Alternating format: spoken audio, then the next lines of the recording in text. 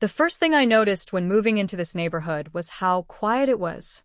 Wide streets, neatly trimmed lawns, and the kind of calm that made you think nothing dramatic ever happened here. That's exactly why I chose this spot. No chaos, no confrontations, just peaceful suburban life. For a long time, it worked until Karen moved in. Karen didn't just move in. She arrived with authority in her posture and entitlement in her eyes. Clipboard always in hand, she treated every corner of the neighborhood like it belonged to her personally. She'd knock on doors unannounced, leave aggressive HOA notices, and lecture anyone who didn't comply perfectly with the rules.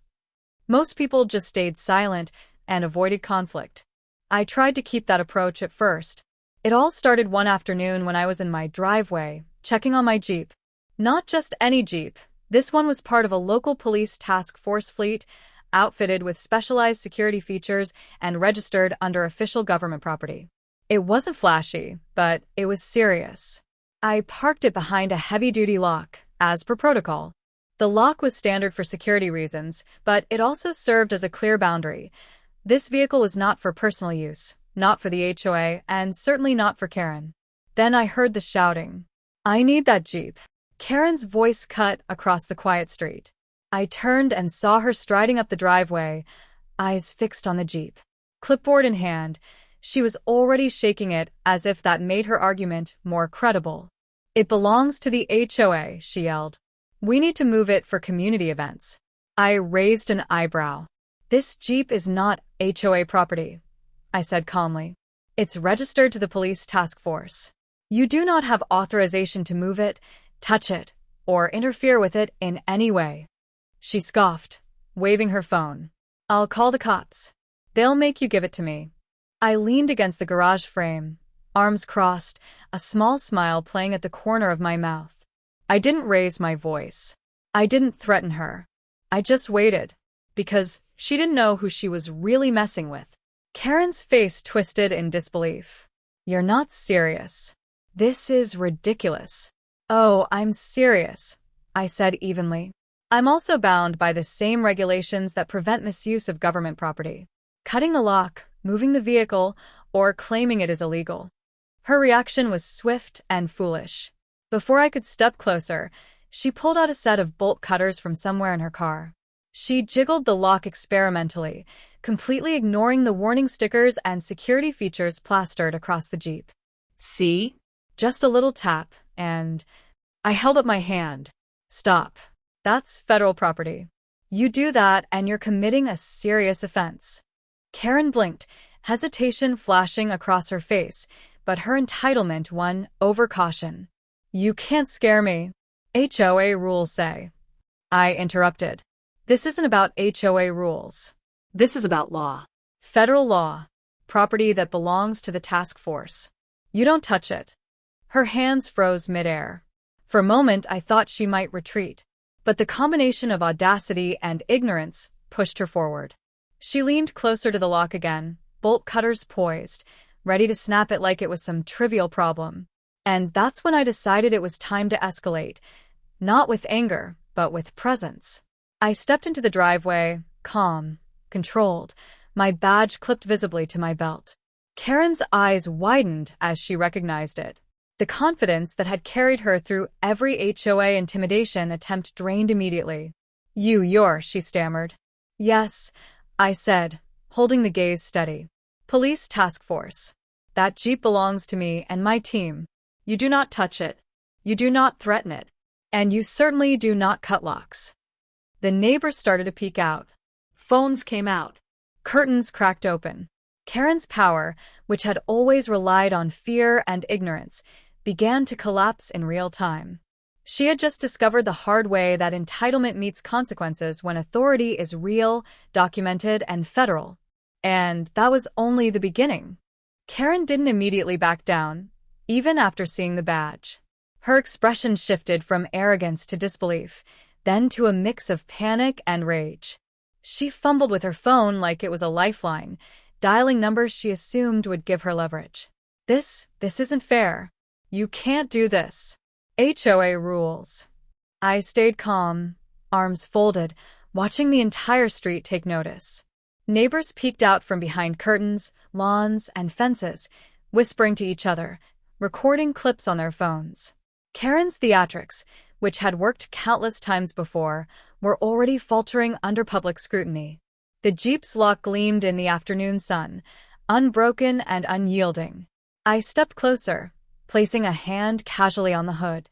"Let me make this crystal clear," I said evenly. "That vehicle is federal property. Any interference is not just illegal, it's criminal. HOA rules don't apply here." Her hands trembled slightly as she tried to maintain a sense of authority. I'm just trying to enforce community safety," she said, raising her voice.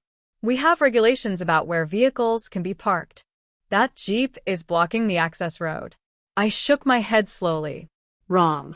That Jeep is properly parked, within all designated legal and safety limits. Any attempt to move it or damage the lock is trespassing on federal property. I suggest you step back before this becomes a reportable offense. She looked around, realizing neighbors were recording her tantrum. Her bravado cracked as the reality sank in. This time, she wasn't facing someone who would simply comply with her demands. She was facing authority equal or superior to the police officers she assumed she could call for backup. One of the neighbors, an older man who had previously endured Karen's intimidation tactics, stepped closer. "Maybe you should listen this time, Karen. That Jeep isn't yours, and you're going too far." His voice carried a quiet firmness, lending weight to my words. Karen's phone rang. It was the younger police officer she'd called earlier, likely checking in on the scene. She glanced at the screen, hesitated, then ignored it, trying to regain control. "I can call them again." "They'll make you move it," she shouted, shaking the phone in my direction. I tilted my head. "Go ahead," I said calmly. "Call whoever you think can enforce your HOA whims. I am the police chief. That Jeep belongs to me. I enforce the law. This isn't negotiable." Her mouth opened, closed, then opened again. She realized, too late, that this wasn't just another HOA disagreement she could bully into submission. She had just crossed a line that couldn't be reversed with complaints, phone calls, or intimidation. The younger officer appeared at the end of the street, approaching cautiously. He recognized the vehicle, the badge, and the situation instantly. Karen's expression turned from defiance to panic as he slowed to a stop, unsure how to intervene without making things worse. I stepped back slightly, letting the presence of law enforcement reinforce the point. "Step away from the lock," I said. "Any damage, and it's a federal offense. Any attempt to override me, and it's obstruction of justice." Karen's voice faltered. You can't." "Yes, I can," I replied calmly. "And I already have. Now step back." The neighbors whispered among themselves, some chuckling quietly, others filming. Karen realized she wasn't just being challenged. She was being exposed. Her power relied on ignorance and fear. Both were gone now. And just like that, the first crack appeared in her carefully constructed facade of control.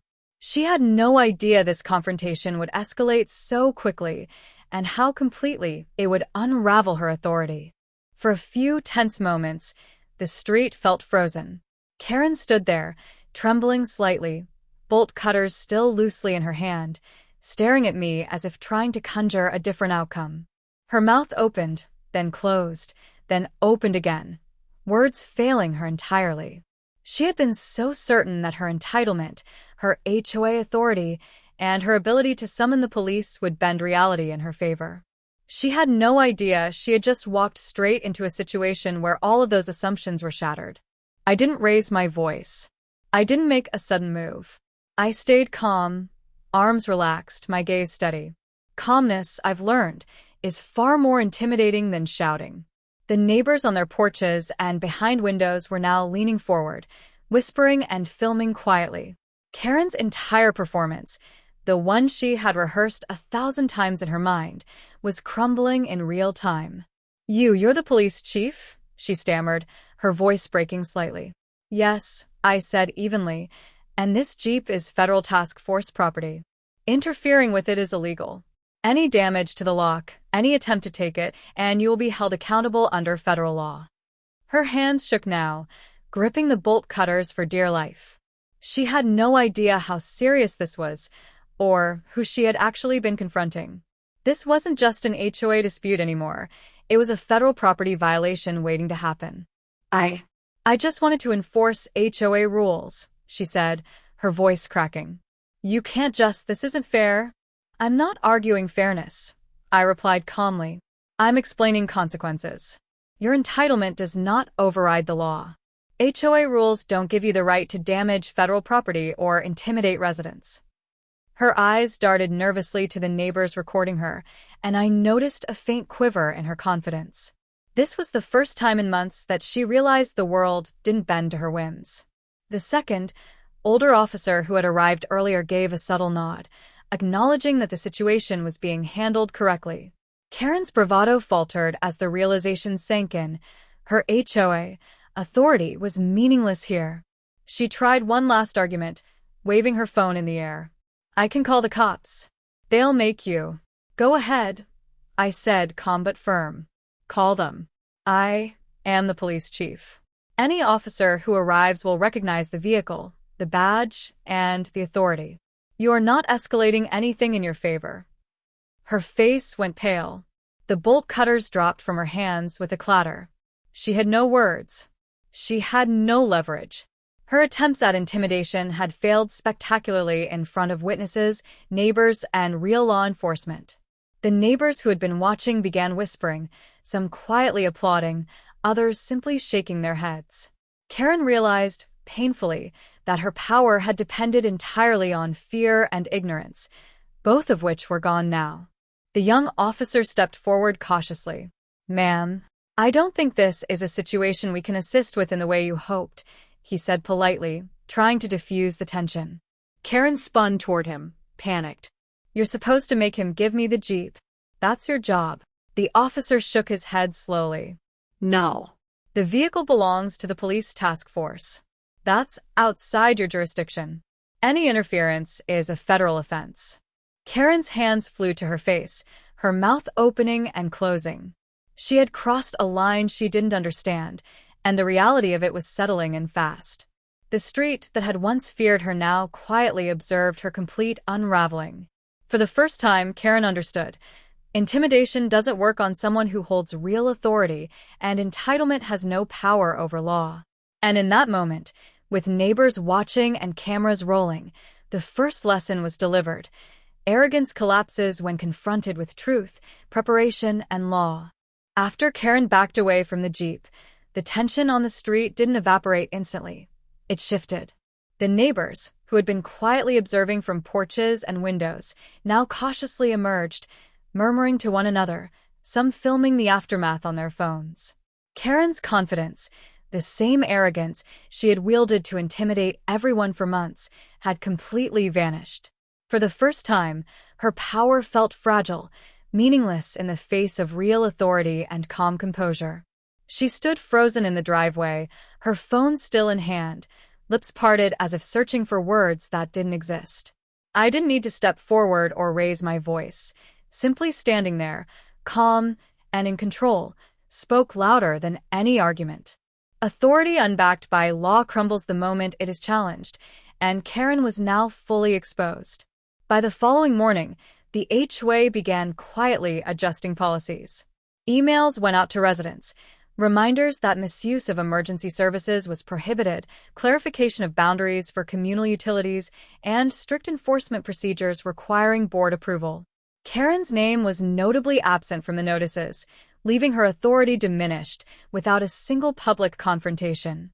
I arrived at the neighborhood later that day to find whispers spreading. Neighbors who had long tolerated Karen's micromanaging now shared their experiences, harsh truths about intimidation, threats, and petty enforcement she had wielded under the guise of HOA rules. One older couple approached me, mentioning a particularly absurd fine she had threatened over minor lawn decorations, the kind of nonsense most residents quietly endured. Soon after, the HOA sent a formal meeting notice. It was labeled as a mandatory board discussion on recent community disputes and included all board members, explicitly noting that Karen's actions had raised concerns. I attended, not in uniform, not with authority flaunted, but simply as a homeowner. Karen arrived last, noticeably tense. No clipboard. No sunglasses. Her posture was stiff, her usual swagger absent. When she noticed me, a flicker of panic crossed her face. The board president began the meeting in a neutral tone. We're here to review recent disputes regarding community conduct, specifically regarding improper use of authority over private property. Karen tried to defend herself, claiming she was acting in the community's best interest, but each word was met with calm correction from the board. Misuse of 911, intimidation tactics, and overreach were all addressed, one by one. By the end of the session, Karen's enforcement privileges had been revoked, her access to HOA resources restricted, and any future disputes would require neutral mediation. She left the meeting stunned, her aura of control entirely stripped away. The neighborhood felt different in that moment, lighter, freer, unburdened by the constant fear of arbitrary enforcement. For the first time in months, residents could interact openly, knowing that authority now had clear boundaries and that HOA rules could not be used as a weapon. Karen had wanted to intimidate and control, but the combination of federal authority, calm reasoning, and public witness had dismantled her power completely. And as she walked back to her home, shoulders tense and steps hurried, it was clear to everyone: arrogance without accountability collapses, and those who abuse authority eventually face the consequences. The aftermath of that confrontation didn't explode into chaos. It quietly reshaped the neighborhood. Karen's usual presence, once loud and intimidating, had softened to almost nothing. She still lived here, still walked the sidewalks, still attended meetings when required, but the sharp edge was gone. The clipboard, the over-the-top threats, the constant demands, they had vanished. Her aura of control, built on fear and ignorance, had been dismantled. Neighbors began to relax. Conversations happened without glances over shoulders. Children played in yards without fear of arbitrary fines. People smiled at each other in passing, not because rules demanded politeness, but because the tension that had hung over the street for months was gone. The simple act of calmly enforcing boundaries had reminded everyone that authority has limits and entitlement has consequences. The Jeep remained exactly where it had been, secured, inspected, and untouchable. No one ever questioned its placement or attempted interference again. The HOA board revised policies quietly but firmly, clarifying what could and could not be enforced and explicitly prohibiting any personal vendettas under the guise of community rules. The message was clear: misuse of authority, intimidation, or trespassing would not be tolerated. I didn't need to escalate beyond that day. The lesson had already been delivered. Karen learned, painfully, that calling the cops to intimidate someone with legitimate authority doesn't work.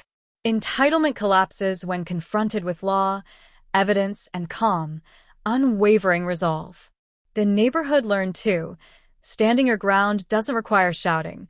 It requires preparation, knowledge, and patience. Months later, I ran into Karen at the grocery store.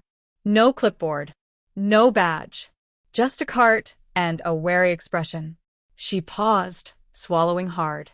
I didn't know, she muttered. It wasn't the problem, I replied evenly. The problem was thinking you didn't need to know. She nodded once, eyes downcast, and walked away. That was the last direct interaction we ever had. The Jeep stayed where it belonged. The street stayed calm. And for the first time in a long while, the neighborhood felt like it truly belonged to the residents, not to entitlement disguised as authority. Power, after all, is only real when it's accountable. Karen had learned that lesson. The HOA learned it too. And the quiet, peaceful street I had chosen for tranquility had regained the calm it deserved. Some lessons don't need to be loud to be unforgettable.